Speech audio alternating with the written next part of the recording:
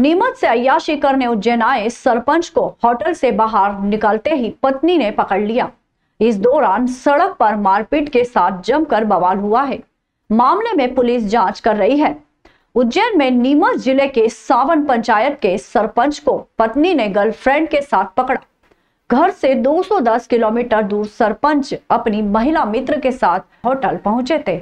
ये होटल उज्जैन में थे। रिफ्रेशमेंट के बाद होटल से बाहर निकले और महिला मित्र के साथ घूमने के लिए कार से जा रहे थे। कार आगे बढ़ी, इससे पहले ही सरपंच को सामने पत्नी दिख गई। पत्नी नीमच से पति का पीछा करते हुए उज्जैन पहुंच गई। इसके बाद तो सड़क पर बवाल मच गया। दरअसल ये पूरा मामला नीमच जिले के सावन पंचायत का है। सावन पंचायत के सरपंच जितेंद्र माली का कथित रूप से एक आंगनवाड़ी कार्यकर्ता के साथ अफेयर चल रहा है। इसकी खबर सरपंच की पत्नी को थी, लेकिन वह मौके की ताक में थी कि दोनों को रंगे हाथों पकड़ा जाए। सरपंच अक्सर आंगनवाड़ी कार्यकर्ता के साथ बाहर जाते थे। इस बार सरपंच ने नीमच से उज्जैन आकर एक होटल में समय व्यतीत करने का फैसला लिया। सरपंच पति के प्लान के बारे में पत्नी को कहीं से भनक लग गई। पति अपनी महिला मित्र के साथ उज्जैन के होटल में रुका था। वह नीमच से कार के जरिए ही यहां तक पहुंचा। होटल में समय व्यतीत करने के बाद दोनों बाहर निकले थे। पत्नी अपने परिवार के अन्य लोगों के साथ वहां पहुंच गई थी। वहीं सरपंच अपनी महिला मित्र के साथ होटल से बाहर निकले तो पत्नी ने उन्हें रंगे हाथों दबोच लिया। वह सीधे पति के गर्लफ्रेंड की पिटाई करने लगती है। इस दौरान वह पूछती है कि तुम कौन। इस पर पत्नी कहती है कि तुम थाने चलो, हम बताते हैं।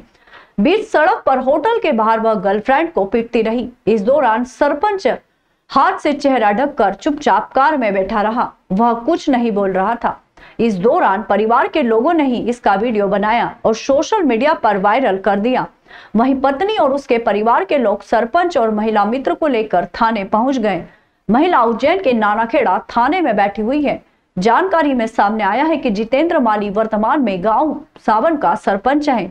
सबसे पहले जितेंद्र ने मंदसौर निवासी एक महिला से शादी की थी। उज्जैन में हंगामा कर रही महिला उसकी दूसरी पत्नी है। साथ ही कहा जा रहा है कि जिस महिला के साथ सरपंच को पकड़ा गया है उससे भी वह शादी करने वाला था। इधर हाई वोल्टेज ड्रामे के बाद पुलिस के सामने तीसरी महिला भी दावा कर रही है कि वह जितेंद्र माली की पत्नी है। थाना प्रभारी नरेंद्र यादव ने बताया कि युवक युवती को पत्नी ने साथ में पकड़कर मारपीट करने का मामला सामने आया है। फिलहाल मामले में कोई शिकायत नहीं की गई। पत्नी के कोई शिकायत दर्ज करती है तो कार्रवाई की जाएगी। सर, मेरा ये कहना है कि मैं मतलब एक शादीशुदा महिला हूँ और हमारे 2 बच्चे हैं और मेरे पति से एक पूजा आंगनवाड़ी कार्यकर्ता जो कि सावन नीमच ज़िले की रहने वाली है, उसके अवैध संबंध चल रहे थे। तो मैंने जब भी उसके मैसेज वीडियो और वो देखे तो बहुत विरोध किया उसका कि भाई उसको भी मैंने मैंने मतलब हाथ जोड़ के रिक्वेस्ट करी कि आप मेरे पति से दूरी बना लें। आप एक अनमेरिड लड़की है, छोटी महिला है, मेरे पति से आधी उम्र की है और मतलब आप दूरी बनाओ। मतलब आपको कोई गलत कह रहे हैं या ज़बरदस्ती तो आपके साथ कर ही नहीं रहे हैं कि कहीं आपको मतलब। पर ये लड़की क्या है कि लोगों को ऐसे कई लोगों के साथ इसके अफेयर से और उनको ब्लैकमेल करती है। मेरे हस्बैंड को मैंने पूछा, प्यार से बोला कि इसके पास मेरे कुछ वीडियो है तो ये मेरे को ब्लैकमेल कर रही है और आज भी शायद ब्लैकमेल करके कुछ पैसे वैसे दिलाने के लिए लाई थी उनसे, कहीं पे लाख रुपए दिलाए। ये मनासा सावन गांव की रहने वाली है। मेरे पति भी वहीं के रहने वाले हैं और इसके अवैध संबंध के कारण हमारे घर में बहुत मानसिक प्रताड़ना चल रही। मैं बहुत मानसिक प्रताड़ित हो चुकी हूँ और मेरे आदमी भी मुझे बार बार मारने की धमकी देता है और मारता भी है। कि एक महिला है वो एक होटल में पहुंची है जहां पर उसके कहे अनुसार उसका पति एक अन्य महिला के साथ था और इस बात पे तीनों का आपस में विवाद हुआ था। जो विवाद चलकर थाने आया है, अभी उभय पक्ष दोनों ही पक्ष थाने पे मौजूद हैं और उनसे रिपोर्ट के संबंध में पूछा गया है तो दोनों ही पक्ष अभी तक कोई भी आवेदन पेश नहीं किया है और उनका ये कहना है कि हम कोई एक दूसरे पे रिपोर्ट नहीं करना चाहते हैं, ना ही कोई शिकायत करना चाह रहे हैं। इस संबंध में भी उनसे लिखित में लिया जा रहा है। सोमवार को महाकाल की सवारी में पत्रकार मुरली जोशी के साथ होमगार्ड के सैनिक ने मारपीट कर दी। इसी तरह मंगलवार को वाहन में तोड़फोड़ करने की शहर में कई घटनाएं हुई है। दरअसल सीएम मोहन यादव के गृह नगर उज्जैन में बदमाशों के हौसले इतने बुलंद हो चुके हैं कि अब वे खुलेआम पत्रकारों को डरा धमका कर घर पर पत्थर फेंक कर जान से मारने की धमकी दे रहे हैं। बीती रात अलग अलग क्षेत्रों में बदमाशों ने जमकर उत्पात मचाया। माधवनगर थाना क्षेत्र में रहने वाले पत्रकार अमृत बैडवाल की कार की कांच फोड़कर बदमाशों ने घर पर भी पत्थर बरसाए, पत्रकार को जान से मारने की धमकी भी दी। वहीं नीलगंगा थाना क्षेत्र में भी बदमाशों ने अलग अलग थाना क्षेत्र में 3 गाड़ियों के कांच फोड़ दिए। पत्रकार अमृत बैडवाल के साथ हुई घटना में पुलिस ने एफआईआर दर्ज कर बदमाशों की तलाश शुरू कर दी है। माधवनगर थाना क्षेत्र के अशोक नगर में रहने वाले पत्रकार अमृत बैडवाल ने बताया कि मंगलवार रात करीब 10:30 बजे मैं घर के अंदर था। इस दौरान घर के बाहर से गालियां देने की आवाज आई। मैं बाहर आता इससे पहले घर के दरवाजे पर पत्थर फेंके गए।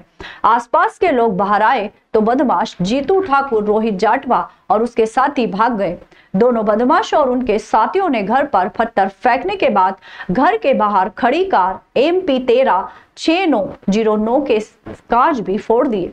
जाते हुए बदमाशों ने पिस्टल लहराकर पत्रकार को जान से मारने की धमकी भी दी। वहीं दूसरी ओर हरिफाटक ब्रिज के नीचे राजीव नगर और केशव नगर में खड़ी 3 गाड़ियों के कांच भी अज्ञात बदमाशों ने फोड़ दिए। व्यवसायी पुनीत जैन ने बताया कि घटना रात करीब 1:30 बजे की है। घर के बाहर खड़ी कार और रिक्शा के कांच फोड़ने की सूचना नीलगंगा थाने में दी है। सीसीटीवी में कुछ लोग हरकत करते नजर आए हैं। एसपी प्रदीप शर्मा ने सभी मामलों में जांच कर कार्यवाही करने की बात कही है कि पिछले 1 महीने से पत्रकारों के साथ बाजार में दुर्व्यवहार हो रहा है। एक हमारे पत्रकार साथी गाड़ी तोड़ फोड़ दी गई है, एक पत्रकार साथी पे हाथ उठाया गया है। इन सब से आज हम पूरे पत्रकारों ने आज एसपी सर से बात की है। उन्होंने वहीं से स्टैंडिंग निर्देश दिए हैं कि जो पत्रकार जिसकी गाड़ी तोड़ी गई है उनको वहां से उठा लिया गया है, उन पर प्रभावी कार्रवाई अभी तुरंत होगी। साथ ही उन्होंने हमें आश्वस्त किया कि आने वाले समय में यदि ऐसा कोई भी मामला होगा तो वे स्वयं इस मामले की सुनवाई करेंगे। पूरे प्रेस क्लब ने पुलिस अधीक्षक से मुलाकात की है और उन्होंने भरोसा दिलाया कि जिन पत्रकारों के साथ गुंडों ने हमला किया, मारपीट की है, उनके खिलाफ प्रतिबंधात्मक कार्रवाई भी की जाएगी और उन्हें ऐसा सबक सिखाया जाएगा जो नज़ीर बन जाएगा। उज्जैन जिला ही नहीं बल्कि आसपास के क्षेत्रों में भी यदि कोई पत्रकारों के साथ अभद्रता करता है, मारपीट करता है, विवाद करता है तो उसके खिलाफ सख्त कार्रवाई की जाएगी। दिन ब दिन कोई ना कोई मीडिया कर्मी के साथ कोई हाथापाई कर रहा है, कोई घरों पर हमला कर रहा है। ये अभी हमारी जो सुरक्षा व्यवस्था है इसको मजबूत किए जाने की आवश्यकता है। इसीलिए आज सारा पत्रकार प्रतिनिधिमंडल ने एसपी साहब से मुलाकात की है और उन्होंने आश्वासन दिया कि सभी घटनाओं की निष्पक्ष जांच होगी, दोषियों पर कार्रवाई होगी, सख्त कार्रवाई होगी और मीडिया पे घटना करने वालों को एक उदाहरण के रूप में प्रस्तुत किया जाएगा। इसके लिए हम एसपी साहब को धन्यवाद देते हैं। चौथा स्तंभ है जो दूसरे लोगों के साथ जो अन्याय होता है उसकी आवाज़ उठाता है। इसके बाद जो ऐसे तत्व हैं जो पत्रकारों के ऊपर भी हमला करते हैं, उसको लेकर आज हमने एसपी साहब से चर्चा की है और इन पत्रकारों को न्याय मिले और इनके खिलाफ जो अपराधी हैं उनके खिलाफ तत्काल कार्रवाई की जाए, इसकी हमने मांग की है। AMR5 स्थित ट्रेचिंग ग्राउंड में रखी निगम की 35 लाख की जेसीबी में किसी अज्ञात व्यक्ति ने आग लगा दी। घटना सोमवार देर रात की बताई जा रही है। इसके बाद मंगलवार सुबह लोगों को सूचना मिली। बताया जा रहा है कि ट्रेचिंग ग्राउंड में पशु अवशेष मिलने के चलते सोमवार देर रात हुए चक्का जाम के बाद किसी अज्ञात व्यक्ति ने निगम की जेसीबी में आग लगाई है। इसके चलते वाहन पूरी तरह से जल गया। सूचना मिलने पर निगम के वर्कशॉप विभाग द्वारा थाने में अज्ञात व्यक्ति के खिलाफ FIR की गई। विभाग ने थाने में रिपोर्ट दर्ज करवाई कि वाहन नया ही था, करीब 35 लाख का होगा। सुबह सूचना मिली, अभी अज्ञात के खिलाफ शिकायत दर्ज करवाई है। चिमनगंज थाना TI हितेश पाटिल ने बताया कि स्वास्थ्य विभाग के उपायुक्त संजय गुप्ता द्वारा शासकीय संपत्ति जलाने के लिए अज्ञात लोगों के खिलाफ रिपोर्ट दर्ज करवाई गई है।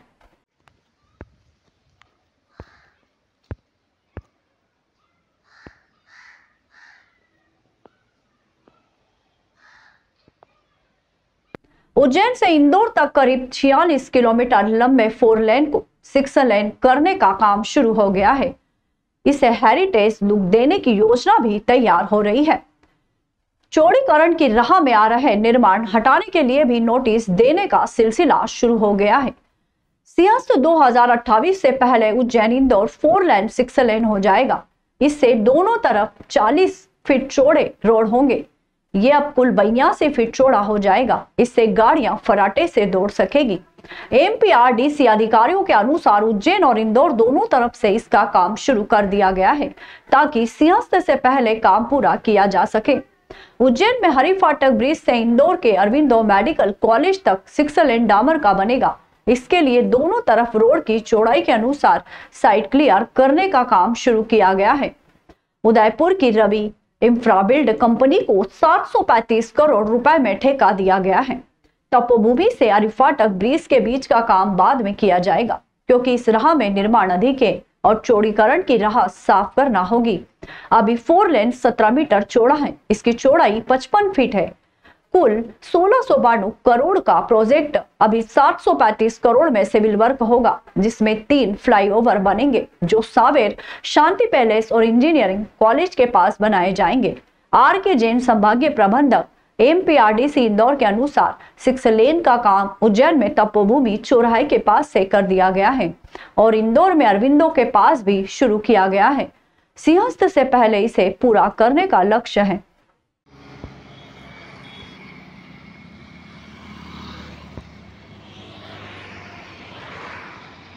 कृषि उपज मंडी माहितपुर में मंडी द्वारा लगाए गए तुलावटी दरों के पोस्टर को लेकर मंडी के हमालों में आक्रोश उत्पन्न हो गया और सभी हमालों ने काम बंद कर दिया। हमालों ने बताया कि हम काफी समय से 6 रुपए हमाली में कार्य कर रहे हैं, लेकिन आज मंडी द्वारा पोस्टर लगाकर दरों को कम कर दिया गया, जबकि किसान 6 रुपए देने को भी तैयार हैं। काम बंद होने के कारण किसान परेशान होते रहे हैं। मंडी सचिव अश्विन सिंह ने बताया कि जो बोर्ड लगाया गया है वो निर्धारित मूल्य का लगाया गया है। हमालों द्वारा जो हमाली ली जा रही है हमालों द्वारा निर्धारित की गई है। जल्द ही निराकरण कर कार्य शुरू कर दिया जाएगा। सभी माल तुलावटी इकट्ठा हो गए। ये समस्या हमारी कि विगत 26 माह से 27 माह से 6 रुपये प्रति बोरी का हिसाब से पैसे माली ले रहे। कल मीना जी ने वो पोस्टर पे टांग दिया कि मजदूरी कम होनी चाहिए, 4 रुपये 70 पैसे के हिसाब से ले रहे। ज्यादा लोग कार्रवाई की जाएगी। तो अब आप क्या चाहते हैं? हमारा जो विगत जो ले रहा 2 साल से 2 साल ऊपर से वही निर्धारित हमारे पास एग्रीमेंट लिखा हुआ है 2025 का 1/1/25 तक 25 से नई दरें चालू है। उसके बाद जो भी हो हम बैठ के समस्या हल करें। एक्चुअली में क्या हुआ कि हमाल तुलावटी की जो दरें हैं, जो मंडी समिति की प्रोसीडिंग के माध्यम से ही जो है वो निर्धारण इन लोगों का जो हुआ है हमाल दर और तुलाई दर का, जो दिसंबर 2024 तक लागू रहेंगे, तो उन दरों को, क्योंकि कुछ कृषकों की शिकायतें आ रही थी, कुछ कृषक आते हैं पूछने के लिए कि साहब हमारी दर कितनी है, तुलाई दर कितनी है, तो उन्हीं दरों को हमारे द्वारा एक बैनर जो है तैयार करवाए गए उनके, और उनको जो है टांगा गया है ताकि कृषक जो है उनको पूछने की जरूरत नहीं पड़े, उनको पढ़ने से मालूम पड़ जाए कि कितनी हमारी है और कितनी तुलाई है। इन लोगों का ये आपत्ति है कि बोले साहब हमारे जो ऊपर से जो हम पैसे ले लेते हैं कृषकों से, बोले वो उसमें दिक्कत हो रही है, जबकि हम ये चीज चाहते हैं कि कृषकों का किसी भी तरह का कोई नुकसान हो। जो मंडी समिति की दरें हैं उनके हिसाब से जो उनको पैसा देना है और उतना पैसा वो लेंगे। यही चीज है, बस इससे भी इसी चीज का विवाद है और वो सब सारी चीजें अपने आप ही हो जाएंगी खत्म। वेस्टर्न रेलवे मजदूर संघ की महत्वपूर्ण सभा उज्जैन के रेलवे स्टेशन के प्लेटफॉर्म नंबर 1 के बाहर गत दिवस शाम को हुई, जिसमें वेस्टर्न रेलवे मजदूर संघ के महामंत्री आर.जी. काबर ने उज्जैन में रेल कर्मियों की सभा में कहा कि महंगाई भत्ते की व्यवस्था संघ के संघर्ष का परिणाम है। उन्होंने कहा कि पुरानी पेंशन योजना की मांग पर संघ आंदोलन जारी रखेगा। महामंत्री काबर ने आगे कहा कि संघ छठे पे कमीशन में रनिंग स्टॉप के साथ हुई विसंगतियों को दूर करने, ट्रैक मेंटेनर के लिए 4200 ग्रेड पे की मांग, पॉइंट्समैन के लिए जीपी 4200 वेतनमान, एलडीसी ओपन टू ऑल और 8वें पे कमीशन के गठन की मांग पर काम कर रहा है। रतलाम मंडल मंत्री अभिलाष नागर ने बताया कि रेलवे के संगठनों के मान्यता के चुनाव 4 और 5 दिसंबर को होंगे। रनिंग स्टॉप के लिए 6 दिसंबर को अतिरिक्त दिन वोट डाले जाएंगे। सभा में वेस्टर्न रेलवे मजदूर संघ के पदाधिकारियों ने कर्मचारियों से संघ के पक्ष में मतदान करने की अपील की है। इस अवसर पर कई रेल कर्मचारी उपस्थित थे। वेस्टर्न रेलवे मजदूर संघ की सभा में पदाधिकारियों ने संघ की उपलब्धियां बताते हुए कहा कि संघ ने रेलवे कर्मचारियों के हितों के लिए कई कार्य किए हैं। जिसमें प्रमुख रूप से 16 परिवारों की अनुकंपा नियुक्ति के प्रकरणों को जोनल लेवल से हल किया गया। साथ ही संघ ने महंगाई भत्ते की व्यवस्था के लिए संघर्ष किया। इसके अलावा पुरानी पेंशन योजना की मांग पर संघ आंदोलन जारी रखेगा। इस अवसर पर अभिलाष नागर द्वारा मजदूर संघ की उपलब्धियां को कर्मचारियों के सम्मुख रखा गया एवं 16 परिवारों की अनुकंपा नियुक्ति के प्रकरणों को जोनल लेवल से हल करने पर आरजी काबर एवं शरीफ भाई पठान का धन्यवाद भी दिया गया। इस अवसर पर शाखा सचिव मंडल पदाधिकारी चैतन्य चौधरी, राजेंद्र चौधरी, अशोक टंडन, राजेंद्र चौधरी, शाखा उपाध्यक्ष अविनाश श्रीवास व शेख जमील, GR जारिया, अनिल देवड़ा, संजय वर्मा, रंजित सिंह, हेमंत मीणा, धर्मेंद्र वर्मा, उषा खिची सहित कई रेल कर्मचारी उपस्थित थे। ये जानकारी शाखा अध्यक्ष नरेंद्र सहगल द्वारा दी गई। इस मान्यता चुनाव में रतलाम मंडल में करीबन 12,800 कर्मचारी भागीदारी करेंगे और ये मान्यता पूरे जोन में जो संगठन 35% गिरे हुए वोट का वोट लाता है उसको मान्यता मिलती है। हर 5 वर्ष में करने का प्रावधान है, लेकिन वर्ष 2013 में हुए थे। उसके बाद 2024 में वोटदान हो रहा है। पिछले चुनाव में भी वेस्टर्न रेलवे मजदूर संघ पूरे पश्चिम रेलवे में स्वर्गीय दादा माहुरकर के नेतृत्व में प्रथम स्थान पर आया था और इस बार हम हमारे महामंत्री श्री काबर साहब के नेतृत्व में पश्चिम रेलवे में इस चुनाव मैदान में निश्चित रूप से 1 नंबर स्थान पर आएंगे। कौन सी तारीख को मतदान है? मतदान 4, 5 और 6 दिसंबर को है, जिसमें 4 और 5 दिसंबर को समस्त रेल कर्मचारी मतदान करेंगे और 6 दिसंबर का जो अतिरिक्त दिन है वो केवल रनिंग स्टाफ जो हमारे लोको पायलट और गार्ड होते हैं वो मतदान करेंगे। किस प्रकार से मतदान होगा, कहाँ पर? इसमें मतपत्र के माध्यम से मतदान होगा। मैं रतलाम मंडल की बात करूं तो 25 पोलिंग बूथ बनाए गए, अलग अलग स्टेशनों पर, बड़े बड़े स्टेशनों पर 25 पोलिंग बूथ बनाए गए और उन पोलिंग बूथ पर हमारे रेल कर्मचारी जाकर मतदान करेंगे। उज्जैन के नागरिकों को हृदय रोग संबंधित बीमारियों की सलाह और उपचार के लिए अब उज्जैन से बाहर नहीं जाना पड़ेगा। गत दिवस Pamecha super speciality hospital heart and angioplasty centre का शुभारंभ अतिथियों की मौजूदगी में हो गया, जिसमें आधुनिक सुविधाएं उपलब्ध हैं। अस्पताल का शुभारंभ विधायक अनिल जैन कालूहेड़ा, निगम सभापति कलावती यादव, भाजपा नगर जिला महामंत्री संजय अग्रवाल की उपस्थिति में doctor Virendra Pamecha, doctor Harshal Pamecha, doctor Bhavna Pamecha, doctor Shreyansh Pamecha द्वारा किया गया। अस्पताल के शुभारंभ पर प्रदेश के मुख्यमंत्री डॉक्टर मोहन यादव ने बहन कलावती यादव और विधायक अनिल जैन कालूहेड़ा के माध्यम से संदेश पहुंचाया, जिसके माध्यम से उन्होंने कहा कि उज्जैन वासियों को पामेचा सुपर हॉस्पिटल हार्ट एवं एंजियोप्लास्टी सेंटर की एक अच्छी सौगात मिली है। साथ ही उन्होंने अस्पताल के शुभारंभ पर डॉक्टर पामेचा को शुभकामनाएं प्रेषित की और इस बात का वादा किया कि वे अगली बार जब भी आएंगे अस्पताल का निरीक्षण जरूर करेंगे। बता दें कि Pamecha super hospital heart and angioplasty centre में आधुनिक सुविधाएं उपलब्ध है, जिसमें प्रमुख रूप से angiography, angioplasty, electrophysiology, advance cardiac care, 3 modular operation theatre, dialysis unit, gastroenterology की सुविधा उपलब्ध है। सत्यमय दृष्टि हमारी सब बुजुर्ग पीढ़ी का आशीर्वाद, प्रौढ़ पीढ़ी का मार्गदर्शन और युवाओं का सहयोग सदैव प्राप्त होता रहे।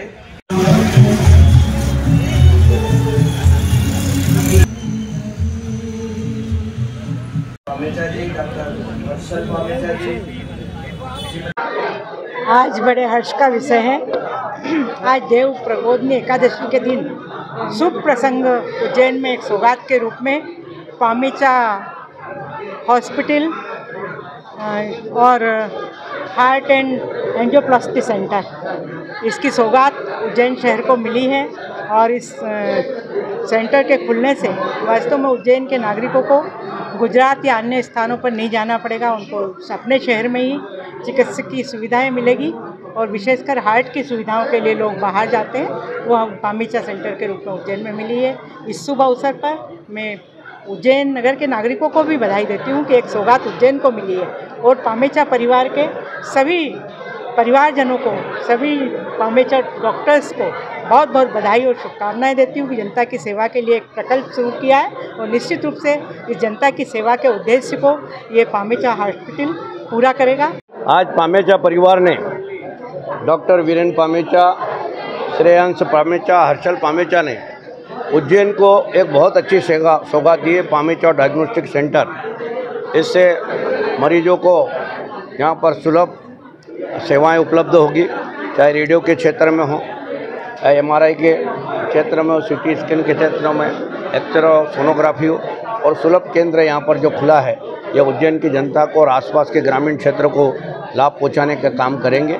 और बहुत अच्छा हॉस्पिटल और बहुत अच्छे डॉक्टर्स यहाँ पर रहेंगे। और मैं इनको इस अवसर पर, जो कि बहुत लंबे समय के बाद इस प्रकार के सेंटरों की आवश्यकता है उज्जैन में, उस सेंटर की पूर्ति करने का काम पामेचा परिवार ने किया है।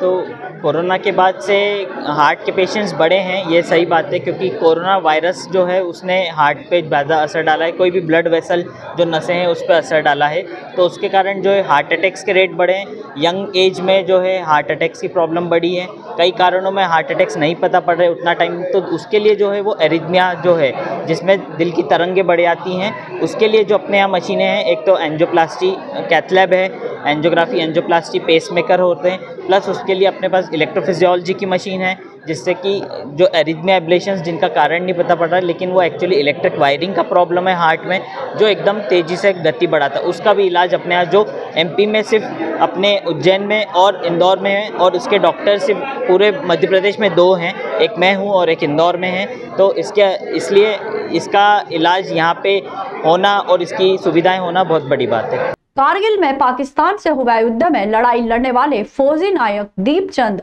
आज उज्जैन पहुंचे। बाबा महाकाल के दर्शन कर आशीर्वाद लिया।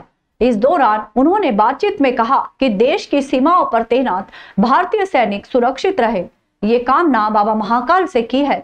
30 साल पहले कारगिल घाटी में पाकिस्तान के साथ हुई लड़ाई में दुश्मनों के छक्के छुड़ाने वाले फौजी नायक दीपचंद इन दिनों भारत भ्रमण पर निकले हुए हैं। इस दौरान आज वे उज्जैन पहुंचे और महाकाल मंदिर पहुंचकर बाबा महाकाल के दर्शन किए। उन्होंने नंदिहाल से बाबा महाकाल की पूजा अर्चना की। वहीं दर्शन के बाद पुजारी परिवार द्वारा फौजी नायक दीपचंद का सम्मान किया गया।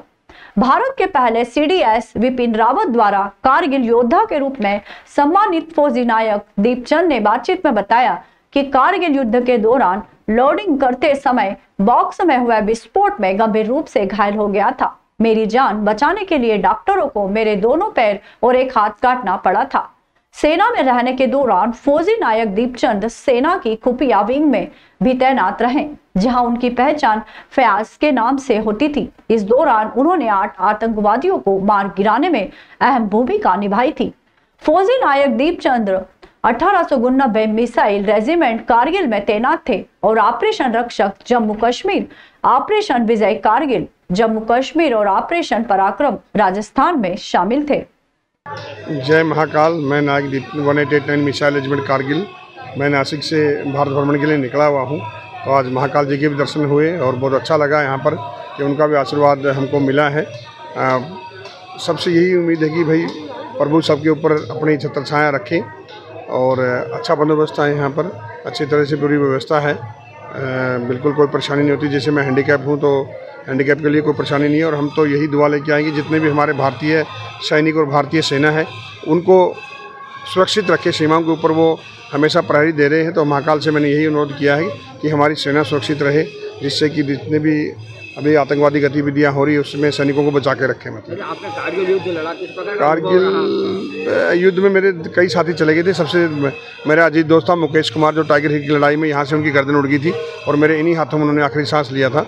कारगिल लड़ाई के अंदर हम लोगों ने 10,000 गोले दुश्मन के ऊपर दागे थे, जो अपने आप में रिकॉर्ड है। 12 गैलेंट्री अवार्ड मिले, कारगिल लिखने का सौभाग्य मिला और उसी की बदौलत आज हम लोग, भले ही ये कंडीशन हो गई मगर उसी की बदौलत हम लोग आज पूरे देश के अंदर इसलिए घूम रहे हैं ताकि युवाओं को और जनता को सेना के प्रति जागरूकता हो। जागरूकता है सिर्फ खाली सोशल मीडिया पे ही है, ग्राउंड में आज भी बहुत से आदमियों को ये पता नहीं है कि भाई कौन सैनिक क्या काम कर रहा है। मतलब आप कौन सी टुकड़ी में थे? मेरे 1889 मिसाइल रेजिमेंट कारगिल 8वीं भारतीय ऑपरेशन पराक्रम के दौरान जब अनलोडिंग कर रहे थे तब बक्सा टूटने से जो ब्लास्ट हुआ जिससे मेरा हाथ उड़ गया था और मेरी जान बचाने के लिए हॉस्पिटल में मेरी टांगें काटनी पड़ी। मेरा पूरा पेट फटा हुआ है, मेरी आंतड़ी वगैरह बाहर थी। 5% मेरे बचने के चांस थे मगर जाको राखे सही मार सके। पूरी रात ऑपरेशन चला, मेरा 17 बोतल मुझे खून की चढ़ा था और 72 आवर्स का डॉक्टरों ने टाइम दिया था। कि भाई 72 घंटे बाद इसको बताएंगे क्या हाल होगा, मगर जाको राखे सही मार सके ना कोई। 12 घंटे बाद ही मेरी आंखें खुल गई। मतलब मेरी 6.5 फुट की हाइट थी और आज मैं आपके सामने 3 फुट का हूँ। जो हमने आज से 30 साल पहले कसम खाई थी वो कसम आज भी हम नहीं भूले हैं। आज भी हर कदम इस राष्ट्र को समर्पित है। मतलब ऐसा नहीं कि हमने कारगिल लड़ाई लड़ लिया या ऑपरेशन पराक्रम लड़ लिया। ऑपरेशन रक्षक में भी मैं खुफिया विभाग में था, जो हमारा रेजिमेंट का खुफिया विभाग रहता है, उसके अंदर मेरा फ्याज नाम होता था और मैं कश्मीरी वेशभूषा में रहता था। 8 महीने तक मैंने उसी वेशभूषा में काम किया और लगभग 8 आतंकवादियों को मौत की घाट उतारने के लिए अहम योगदान दिया। 2019 के अंदर 20वीं जो वर्षगांठ थी, मुझे कारगिल में जनरल अपने प्रथम CDS विपिन रावत द्वारा कारगिल योद्धा की उपाधि से नवाजा गया और उसने प्राउड हुआ कि आप जैसे सैनिक देश के लिए गर्व की बात है। तो हमें भी बहुत प्राउड था कि प्रथम CDS के द्वारा हमें सम्मान मिला। जय हिंद भाइयों, मैं भारतीय वायुसेना एयरफोर्स से रिटायर्ड हूँ। सार्जेंट संपत पाटिल नाना, मैं नासिक से बिलोंग करता हूँ। और आज हम जो दीपचंद फौजी जो बोला जाता है नायक, जो दोनों पैर से आदू और एक हाथ कारगिल में एरिया में उनका हुआ है, तो हम लोगों को उन्होंने आज उनके उत्तर प्रदेश के प्रोग्राम के लिए हम लोग जा रहे हैं, तो उन्होंने महाकाल का दर्शन करने की इच्छा प्रकट की थी। और आप लोग जो इस तरह से महाकाल वालों ने हमारा जो व्यवस्था रखा है और माजी सैनिकों का जो सम्मान करके उनको जल्दी से जल्दी दर्शन करवाया है, मैं बहुत बहुत सबका धन्यवाद करता हूँ और आप लोगों का भी धन्यवाद करता हूँ। देव प्रबोधिनी एकादशी पर महिदपुर नगर के जमालपुरा पर खाटू नरेश बाबा खाटू श्याम का जन्मोत्सव बड़े धूमधाम से मनाया गया। बाबा खाटू श्याम का आकर्षक प्रतिमा का श्रृंगार कर विशाल भजन संध्या का आयोजन किया गया, जिसमें सैकड़ों श्रद्धालुओं ने खाटू नरेश के भजनों का आनंद लिया। देर रात तक भजन संध्या चलती रही। कार्यक्रम में नगर के समाज सेवी विजय सिंह और व्यवसायी सुभाष ठाकुर भी पहुंचे। समाज सेवी विजय सिंह गौतम ने पुलिस लाइन में बने रह मंदिर निर्माण के लिए अपनी ओर से 21,000 रुपए भेंट किए। महाआरती के बाद प्रसादी वितरण किया गया। उसके बाद लकी बल्दिया स्वागत करेंगे हमारे सुभाष जी का। लकी उमेश चौधरी करने का काम किया। मैं आज उस मंदिर में 21,000 रुपये अपनी ओर से दे रहा हूँ। वह पुलिस लाइन का मंदिर है, थाने के पीछे भगवान महादेव जी का मंदिर है। उस मंदिर में भी मेरी ओर से 21,000 रुपये दिया जा रहा है। और यहाँ पर भी जो आपके माता जी का काम चल रहा है बगाना जी, उसमें भी मेरी ओर से आपको 11,000 रुपये दिया जा रहा है, जो आपका काम चल रहा है, समझ गए। और ये 5,000 रुपये आपको एक कथा के लिए दे रहा हूँ अलग से। आइए प्रवीण जी, ये लीजिए 21,000 रुपये आपको मेरी। इतने अच्छे काम हम लोगों के बीच में आप लोग करते हैं। बघाना जी से निवेदन करना चाहता हूं कि बघाना सदमार्ग पे चलना, कभी रास्ता नहीं बदलना। निश्चित रूप से अगर आप चलेंगे तो मैं आपके साथ तन मन धन से आप चिंता मत करना, और धन की चिंता भी मत करना और मन की भी चिंता मत करना। विजय सिंह गौतम तुम्हारे साथ है, वो ताकत रखता है कि पूरा मंदिर ही अकेला बना सकता है। घबराने की जरूरत नहीं है, आप निरंतर काम करो, मैं आपके साथ हूँ। आज 11,000 रुपये आपको जो माता जी वहां दे गई थी उस मंदिर में मेरी ओर से, जो आपका भी काम चल रहा है ना, उसमें 11,000 रुपये मेरी ओर से आपको दिया जा रहा है। हमारे यहाँ के दिनेश बघाना जी, जिन्होंने एक बहुत बढ़िया खाटू श्याम जी की भजन संध्या का कार्यक्रम किया, उसका आयोजन किया। आज बाबा का जन्मदिन है, पूरे विश्व में क्या ले बाबा के जन्मदिन के रूप में आज का दिन मनाया जाता है। और महिदपुर में ये बहुत उत्साह के साथ आज क्या बोले यहाँ पर इन्होंने मनाया है। मैं बधाई देता हूँ, धन्यवाद देना चाहता हूँ। इसमें हमारे मुख्य अतिथि के रूप में सम्मानित मेरे भाई बड़े सम्मानित श्री सुभाष ठाकुर साहब भी पधारे हैं। संजय व्यास जी हमारे एडवोकेट, जो हाईकोर्ट एडवोकेट हैं, वो भी हैं। हम सब लोग आज यहाँ एकत्रित हुए और निश्चित रूप से इस कार्यक्रम को एक बहुत अच्छा एक जो संयोजन दिया है बघाना ने, मैं उसके लिए आभार व्यक्त करता हूँ। साथ ही साथ आज मैंने पुलिस लाइन में जो मंदिर है उसके लिए 21,000 रुपया मेरी ओर से दिया है, और 11,000 रुपये यहाँ भी मंदिर में जो काम चल रहा है उसमें भी मेरी ओर से दिया है। 5,000 रुपये मैंने यहाँ पर इनकी भजन संध्या के लिए भी दिया है। और वो हमारा काफी दिनों से जो पुलिस लाइन में हमारा मंदिर था, पुलिस थाने के पीछे महादेव जी का मंदिर है, उसका जीर्णोद्वार होना बाकी था, उसमें भी आज 21,000 की राशि मैंने प्रवीण सिंह कुशवाहा जी को, हमारे एसडीओपी और हमारे टीआई साहब के प्रतिनिधि के रूप में उनको दिया है। मैं बधाई देना चाहता हूं कि निश्चित रूप से धर्म और सनातन की परंपरा को हम आगे बढ़ाएं, और हमारे द्वारा जो भी काम हो सकता है, हमारा धर्म और हमारा कर्म बनता है कि हम निरंतर उस कार्य को आगे बढ़ाने का प्रयास करेंगे। मैं भगवान खाटू श्याम जी के चरणों में नमन करता हूँ। बाबा खाटू श्याम के चरणों में नमन करता हूँ।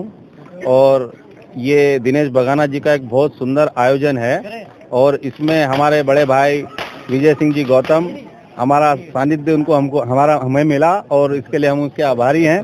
धन्यवाद।